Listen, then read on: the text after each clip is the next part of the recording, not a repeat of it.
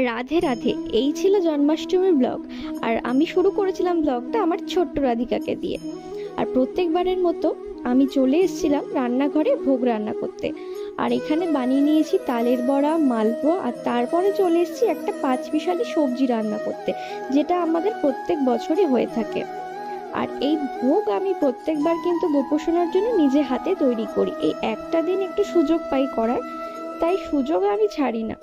নিজে হাতে সবটা সুন্দরভাবে গোপালকে সাজিয়ে পরিবেশন করি।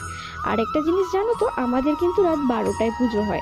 তো আমি ভোগ টোগ সব রান্না করে চলে এসেছি গোপালকে সাজাতে। আর ফুলের মুকুট মালা পরিয়ে তাকে সাজিয়ে গুছিয়ে ভোগ নিবেদন করে দিয়েছি। আর ভোগে ছিল 5 রকমের ভাজা, সবজি, লুচি, তালের বড়া, মালপোয়া, আরো অনেক কিছু। তো এক এক করে গোপালকে এইভাবে আমি ভোগ নিবেদন করলাম। তো আজকে ব্লগটা কি হলো তারপর নেক্সট পার্টে।